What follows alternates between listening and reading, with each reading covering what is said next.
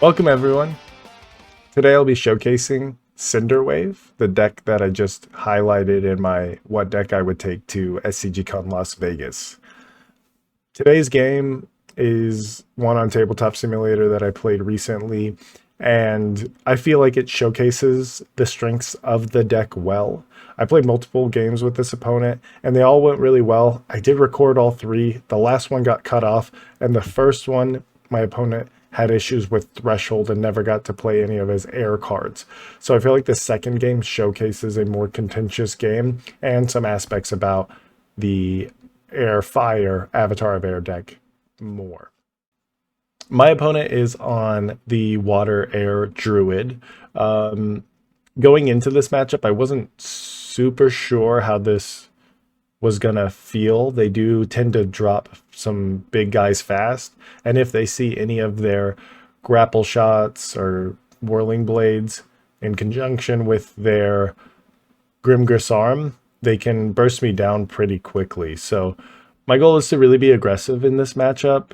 I know it has some good hard removal options, but it is lacking the chip damage that I would be concerned about in a mono fire matchup. So as far as my smaller minions, I'm not too concerned with them. I draw into a Headless Hunt on the draw, and I'm really excited about that because I have a tower, so I can curve one out on turn 2 and play a second one on turn 3. He plays the classic Troll Bridge up front, which I'm not too concerned about because my Headless Hunts are just big enough to where if they coincidentally go into that square, they're going to survive. It may be a little annoying, but luckily they can live without it costing me a card. So he elects for me to be on the draw in this game. I am going second, and I really like my hand. I see a rolling boulder, I see a tactical move, I draw into my second Headless Hunt and another unit, and that's pretty much as good as I can ask for. He does have 2 defensive sites early, which can slow down some pressure, and plays a Koi Nixie, which can be great incidental removal for in conjunction with that either of those troll bridges. So like I mentioned in my primer, my Headless Hunts betray me pretty regularly. I roll into the corner. It's no surprise for me. I decided to draw a spell, just trying to keep my options open. I love seeing the Poison Nova because I know this list does curve out into some large minions that are hard to deal with. And I think I just keep on the gas and try to play these Headless Hunts safe. Headless Hunt is a really, really powerful card, specifically in Avatar of Air, for a few reasons. The first, with its Void Walk, is it's essentially safe until it is needed to do something. It's hard to interact with. It doesn't die to... I mean, I don't think you can kill it while it's in the void. I actually really like the survivability of them a lot because you can set up you can set up rolling boulders with them with tactical moves and things like that, and that 4 power just really lets you put some gas on. So one of mine roll into 16, square 16, which is exactly where it was, and one of them rolls into square 9, and fortunately I have that tactical move in hand, so I can make them both be relevant and push 8 damage this turn by having them both take 2 steps towards his sights.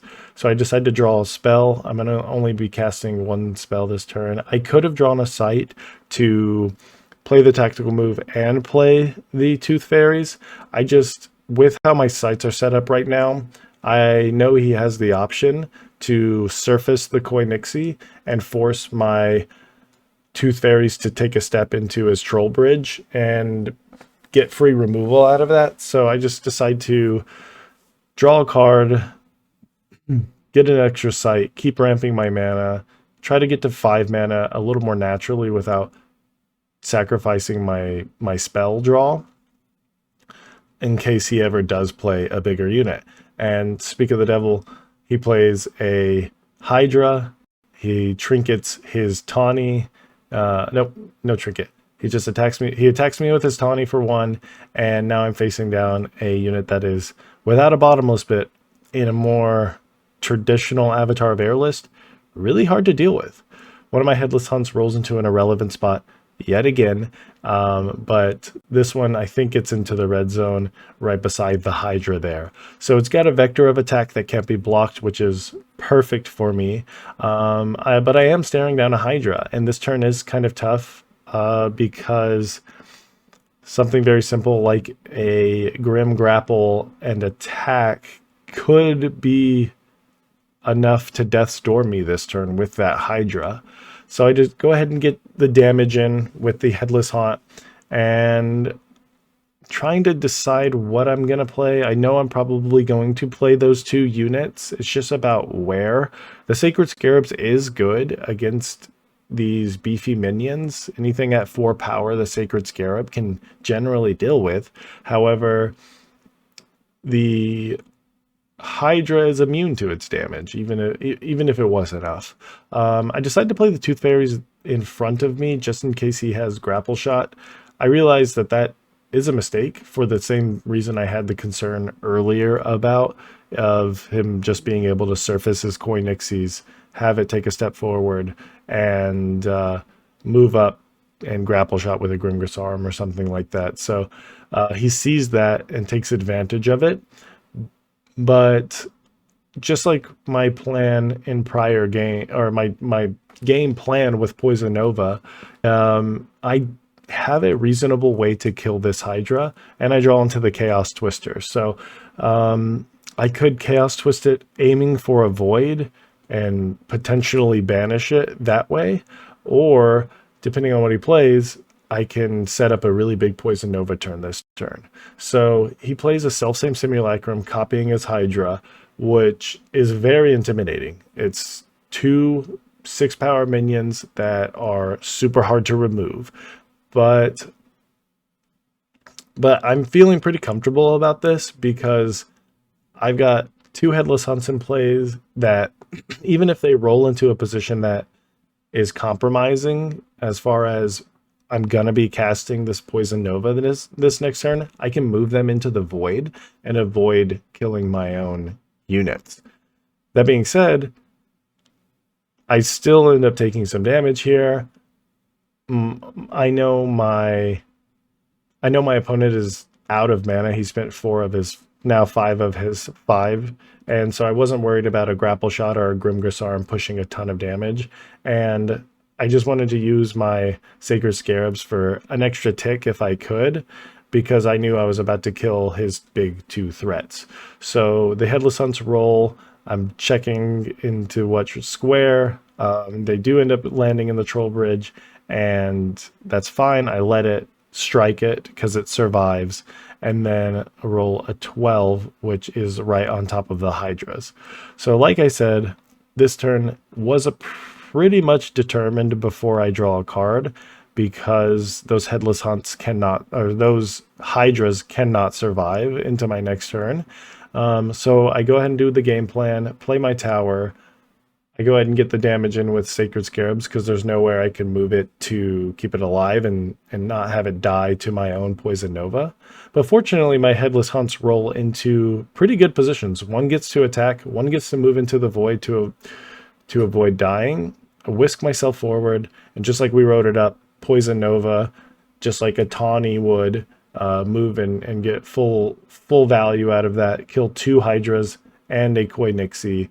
Clear board with 2 Headless Hunts in play and a Rolling Boulder in hand. So I know he's going to door next turn unless something dramatic happens. If he flips for Bruin, that feels really good to me.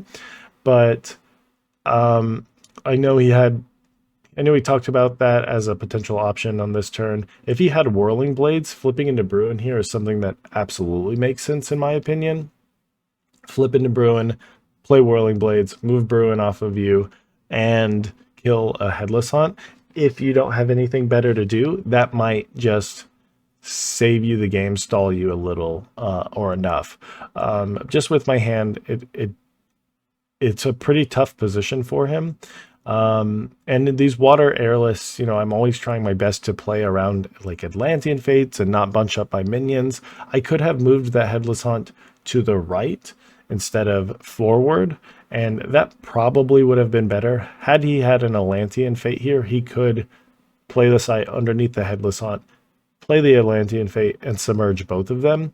Fortunately, he did not have that, if I remember correctly, and my Headless Hunts lived to see another day. They're fickle units, but they're very, very potent and effective, especially in conjunction with like Taurus Hammer trinkets to put them at 5. I'm not running any grapple shots, but they're totally reasonable to do that. In Avatar of Air, they're also more reasonable because if you can move to their location they teleport to as Avatar of Air, and it's an air site, you can then whisk them into a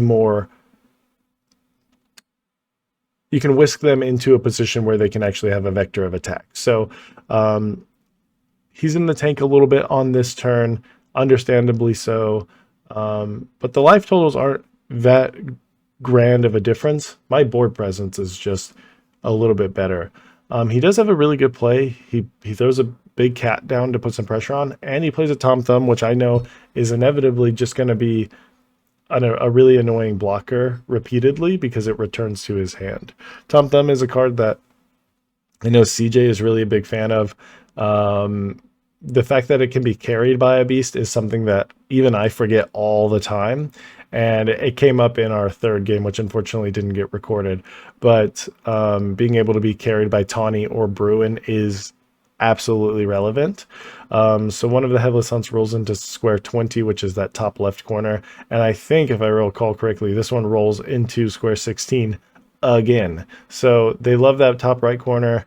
Headless Hunts try to be as irrelevant as possible for me. But they're really not doing much this turn anyway. I was probably going to be trying to save them till they could be relevant regardless. Because I do have Death's Door in hand, I'm able to whisk myself back. And I'm thinking about this turn pretty hard because Rolling Boulder is such an effective way to kill Bruin that I didn't want to waste it if I didn't need to. I could hypothetically attack with both Headless Hunts and put him to Death's Door. But I felt like that put them in a vulnerable spot to where if I draw a tactical move later after throwing the boulder now and he's flipped, I can then tactical move one of the Headless Hunts or myself potentially to get the boulder and then kill the Bruin, or potentially throw the boulder to do the final blow or something. So I decided to keep the units in play, whisk myself back, and throw the boulder to kill his Tom Thumb as well as his Lubbock Cat. This does give him the boulder, but now that he's on Death's Door, I pretty much know his turn is going to be tapped to flip into Bruin. And I've got the Chaos Twister in hand to deal with that Bruin. It's just after that, do I have something to deal with the Tom Thumb and subsequently the Death's Blow that I actually have to get on the Avatar, which isn't as easy in a lot of cases because I'm not running lightning bolts, I'm not running grapple shots. So even though I am in fire, it doesn't have all of the direct damage that you see fire benefiting from. Him playing a vampire here, unfortunately, is just a little too late for him. I do have him on Death's Door. I've got the hard removal in hand. And look, there he is, going to 16 again. Just hanging out there. Just stay in that back right corner, Headless Hunt. Do your thing.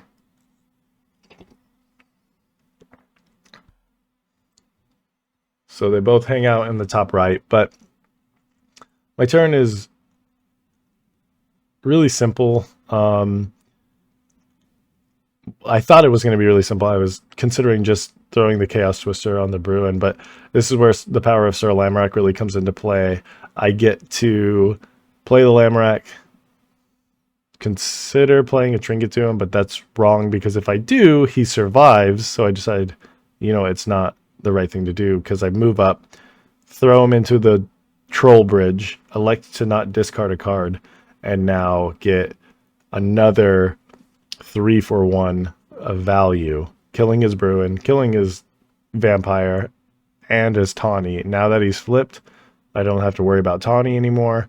And as long as I can get to that boulder or kill his Tom Thumb and attack him directly with my avatar, I'm feeling pretty good. So his turn, he decides to move his avatar out of line of sight from me, which is understandable, away from a potential rolling boulder. Oh, that's why. He moves his avatar so he can roll the boulder himself with his Ruler of Thule. I joked with him about the fact that I was considering whisking myself off of the line of the sight for the boulder, but I was like, you know, air, water doesn't really have that many charge units. I think it has Ruler of Thule and that's it. And lo and behold, it was a Ruler of Thule. So I took the 4. But the Headless Haunt on the second roll finally decides to be relevant, get out of that corner, and land right on his avatar, which does seal the game for me because with the attack from Headless Haunt, killing the Tom Thumb, a whisk from my avatar, I get to deal the Death's Blow. And that was it for that game. The third game was really, really exciting. I wish it got recorded too because we saw some of the similar interactions. I think even a Pendragon's banner be played and be relevant. So I know this was a quick video. I just wanted to post it to highlight and put into practice some of the examples that I talked about in my primer. Like I said, I'll post some more on this. Do I think this is the strongest deck in a vacuum? I don't. I think there are natural counters to this in the meta, which, in my opinion, is a good thing.